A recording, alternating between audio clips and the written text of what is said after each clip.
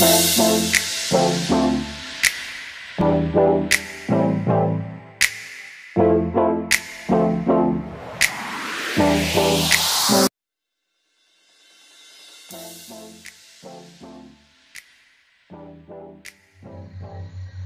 teman-teman, pada kesempatan ini akan saya jelaskan bagaimana cara menyajikan data ke dalam tabel distribusi frekuensi.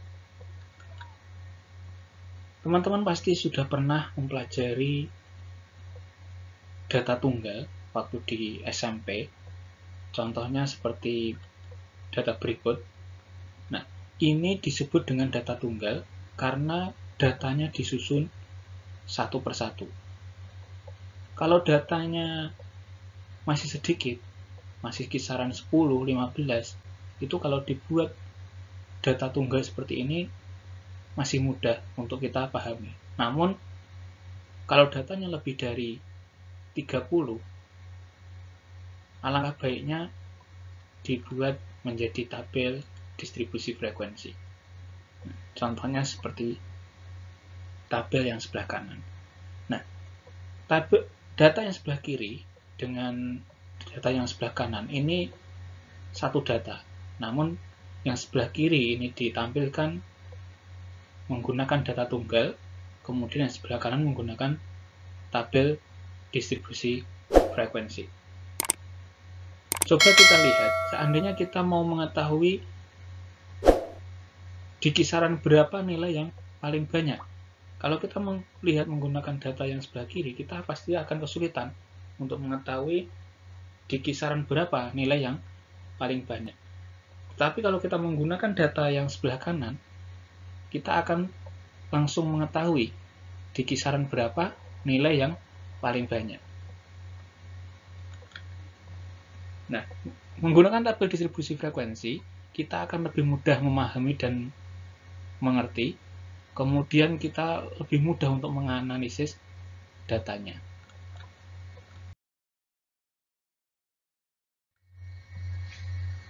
Baik teman-teman, sebelum kita menyajikan data ke dalam tabel distribusi frekuensi, kita harus mengetahui bagian-bagian apa saja yang ada di dalam tabel distribusi frekuensi. Yang pertama adalah kelas interval. Kelas interval adalah kelompok nilai data yang ditulis dalam bentuk interval. Ini dicontohkan di data ini pada rentang nilai. Nah, dalam tabel distribusi frekuensi ini, baris pertama ini menunjukkan kelas pertama atau kelas ke-1. Kemudian baris kedua ini menunjukkan kelas kedua. Baris ketiga menunjukkan kelas ketiga, dan seterusnya. Nah, ini disebut dengan kelas interval. Yang kedua adalah batas kelas. Nah, setelah kita mengetahui kelas interval, kita mengetahui juga batas bawah. Batas bawah adalah batas ujung bawah pada suatu kelas. Contohnya, di kelas pertama, ini rentang nilainya adalah 120 sampai 122. Batas bawahnya adalah nilai yang paling kecil di rentang atau di interval di kelas tersebut, yaitu 120. Kemudian batas atas adalah batas ujung atas pada suatu kelas. Dari kelas pertama tadi, batas atasnya adalah 122 karena nilainya yang paling besar atau ujung atasnya adalah 122. Kemudian selanjutnya adalah tepi kelas. Tepi kelas juga ada dua, yaitu tepi bawah, di mana tepi bawah itu adalah batas bawah dikurangi dengan ketelitian data. Kemudian tepi atas adalah batas atas ditambah ketelitian data. Nah, di sini ketelitian datanya adalah 0,5 karena datanya berbentuk bilangan bulat. Nah, kelas pertama, contoh di kelas pertama, ini untuk tepi bawahnya adalah 120 dikurangi 0,5 sama dengan 119,5. Kemudian tepi atasnya adalah 122 ditambah 0,5 sama dengan 122,5. Begitu juga cara mencari tepi bawah dan tepi atas di kelas-kelas lainnya. Selanjutnya adalah panjang kelas. Panjang kelas diperoleh dari tepi atas dikurangi tepi bawah. Tepi atasnya di kelas pertama adalah 122,5, tepi bawahnya adalah 119,5. Jadi panjang kelasnya sama dengan 3. Yang selanjutnya adalah titik tengah atau XI. Nah, ini diperoleh dari setengah dikali batas bawah ditambah batas atas. Contohnya di rentang nilai atau di kelas yang pertama, untuk XI-nya sama dengan setengah dikali 120 ditambah 122 sama dengan setengah dikali 242 sama dengan 121. Nah, teman-teman, ini adalah bagian pada tabel distribusi frekuensi yang harus kita ketahui karena materi ini nanti akan kita gunakan untuk materi selanjutnya.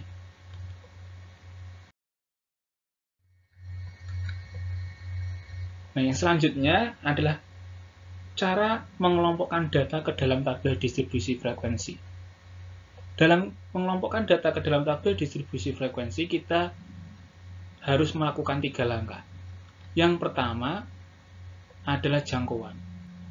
Jangkauan diperoleh dari datum terbesar dikurangi dengan datum terkecil. Selanjutnya banyak kelas. Banyak kelas adalah 1 ditambah 3,3 log n, di mana log-nya ini adalah logaritma dan n adalah banyaknya data. Kemudian panjang kelas. Panjang kelas diperoleh dari jangkauan dibagi dengan banyak kelas.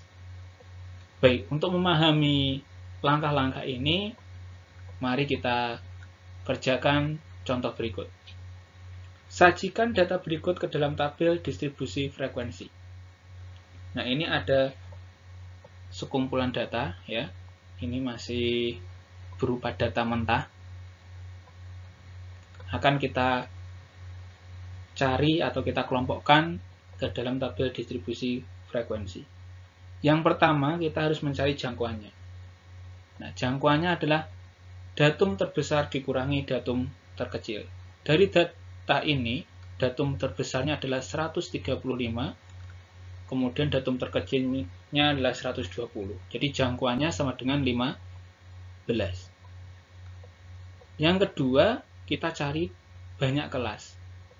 Nah, banyak kelas diperoleh dari 1 ditambah 3,3 log 40. Nah, teman-teman untuk mencari log 40 bisa menggunakan kalkulator.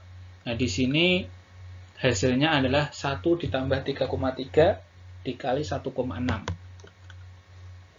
Hasilnya adalah 6,28. Kita bulatkan menjadi 6. Jadi banyak kelasnya ada 6.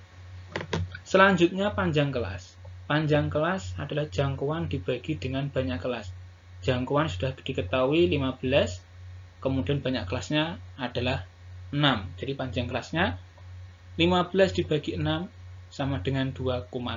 Kita bulatkan menjadi 3. Nah, setelah kita mengetahui jangkauan, banyak kelas, kemudian panjang kelas, baru kita masukkan ke dalam tabel distribusi frekuensi. Nah, yang nilai terendahnya adalah tadi 120. Nah, kita masukkan.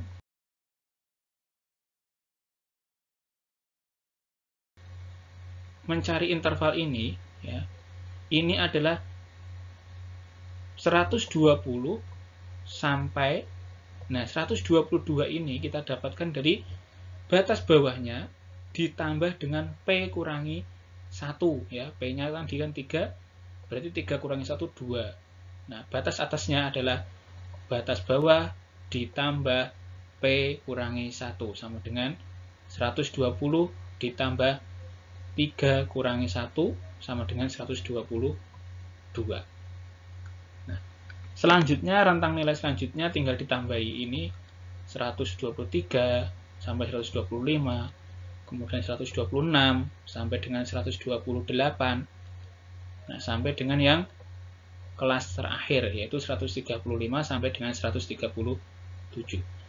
Nah, selanjutnya untuk mencari frekuensinya atau nilai di rentang tersebut itu ada berapa banyaknya, kita menggunakan turus ya. Jadi seperti ini, kita pertama 123, nah ini tercoret, ditempatkan di sini. Nah, seperti ini. Kemudian 131. Nah,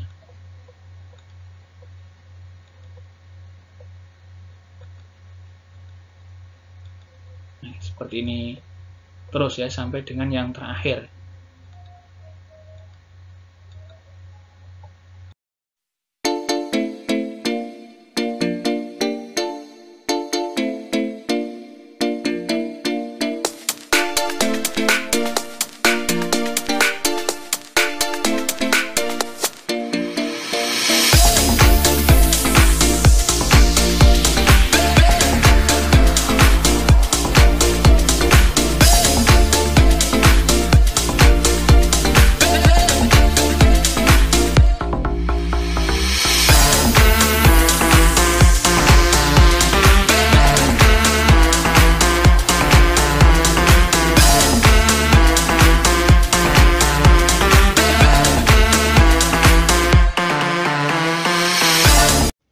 Selanjutnya, untuk mengetahui banyaknya frekuensi, tinggal kita hitung banyaknya turus.